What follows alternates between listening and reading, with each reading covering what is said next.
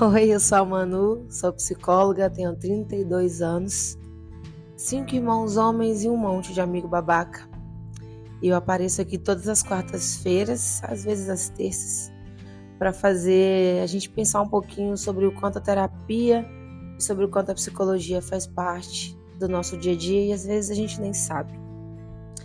E um dos assuntos que mais tem se achegado a mim através das redes sociais, através da comunicação que as pessoas têm trazido para mim diariamente, eu acredito que a fuga seja um dos assuntos mais pontuados de forma oculta, talvez. Porque quando a gente começa a falar sobre tantas outras coisas, a gente esquece que a gente não é só as coisas que a gente faz, mas também as coisas que a gente não faz. As coisas que a gente vive, mas também as coisas que a gente não vive. A gente é um emaranhado de recorte de situações, de histórias, de contextos, de aventuras e de coisas que a gente nunca viveu, mas por decisão, porque a gente queria ter vivido.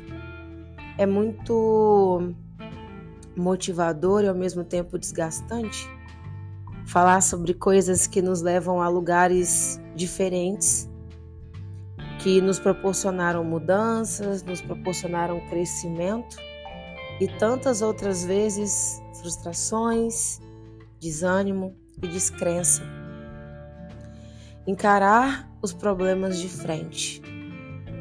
Essa foi a frase que eu disse num diálogo que eu tive com uma seguidora há uns dias atrás, enquanto a gente tentava entender as suas demandas e de que lugar ela se via enquanto me contava toda aquela história. E a pergunta que ela me fez foi o seguinte: Manu, olhar os problemas de frente ou correr deles, qual a diferença?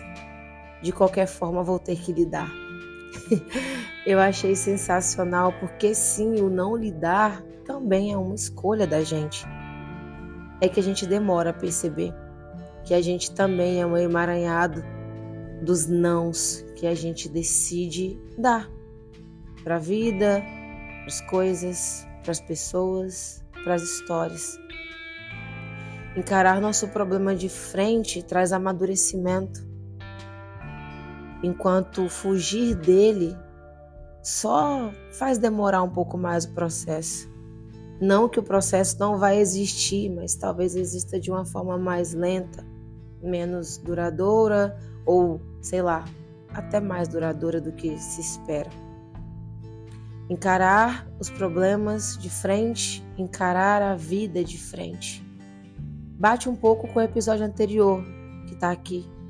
É logo abaixo desse daqui, que é sobre sustentar suas vontades. Porque quando a gente sustenta o que a gente quer, a gente realmente encara aquilo. Encara o que não disse, o que não fez, o que não pensa e o que não pensou. Encarar as nossas vontades nos faz bater de frente com relacionamentos que a gente decidiu viver e encontrar com o nosso mais íntimo recorte, que é em que momento eu estava comigo mesma quando eu escolhi viver tal história. Eu sei. Agora isso vai dar um start, mas vamos junto. Quero te fazer pensar um pouquinho mais sobre suas reações, seus sentimentos e a importância de olhar para essas coisas. Em que estado você se encontrava quando tal coisa te abalou, tal coisa te deixou para baixo, tal coisa te desmotivou? Qual era o teu olhar sobre si mesmo quando tomou uma decisão, quando se colocou um defeito, quando se colocou uma qualidade? Ou quando se sentiu mal, quando alguém não observou isso com a mesma proporção que você? Em que lugar você se encontrou consigo mesmo para entender que não ser 100% sincero valia naquela hora? Fingir, não contar. Em que estado de espírito você estava quando você foi stalkear aquela conta? Quando você disse não para aquele encontro? Ou quando você disse sim para aquele fim de noite? Em que estado você se encontrava quando você quis ir embora? Ou quando você achou que a vida perdeu sentido e que por isso deveria ficar? Até sobre a forma que a gente se permite ser tratada faz com que a gente se cure quando a gente olha para dentro, quando a gente se percebe, quando a gente se encontra.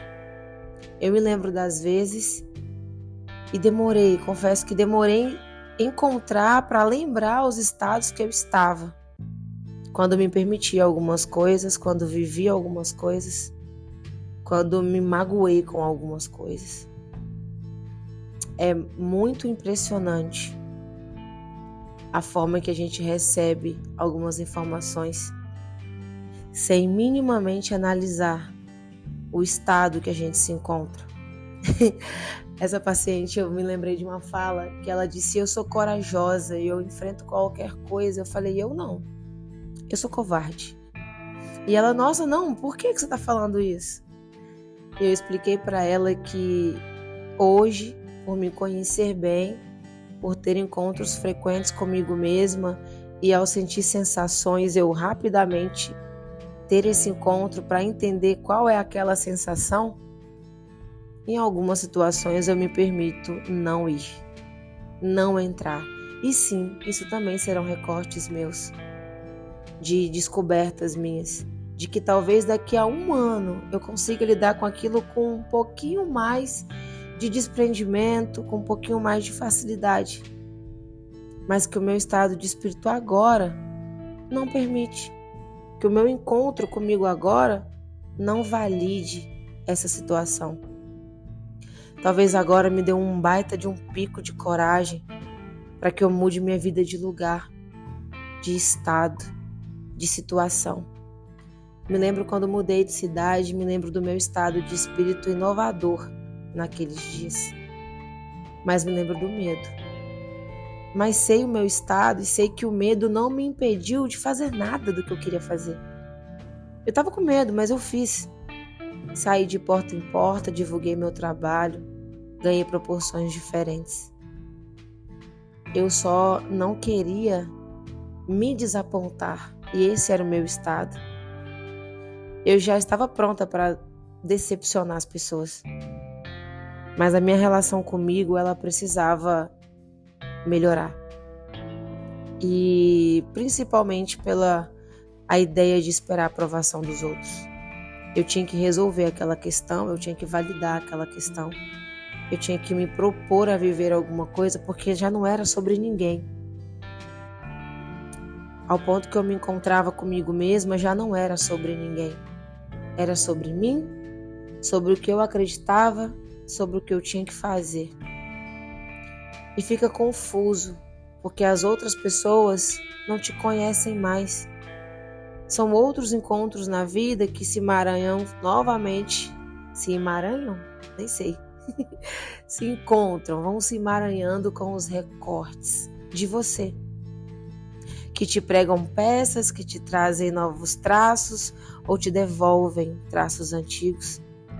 E que volta e meia você vai ter outro trabalho de olhar para si e entender que estado você se encontra para lidar com todos aqueles recortes antigos.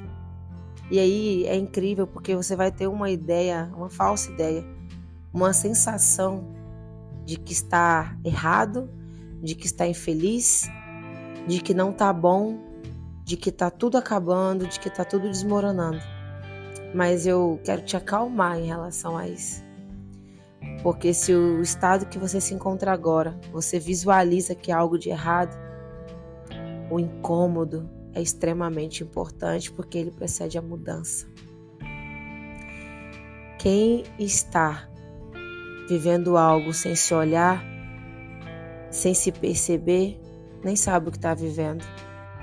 Mas se você observa que tem coisas que devem ser melhoradas, que não está bom do jeito que está e há um incômodo, você mudou. E você só consegue observar aquilo porque você já mudou de fase. Enquanto você ainda está na mesma fase onde tudo acontece, você só entende e vai andando, vai seguindo, vai fazendo o que tem que ser feito. Mas quando você observa aquilo com um senso crítico e magoado até, entra num estado de isso aqui não tá certo, parabéns. Você já tá assistindo do lado de fora.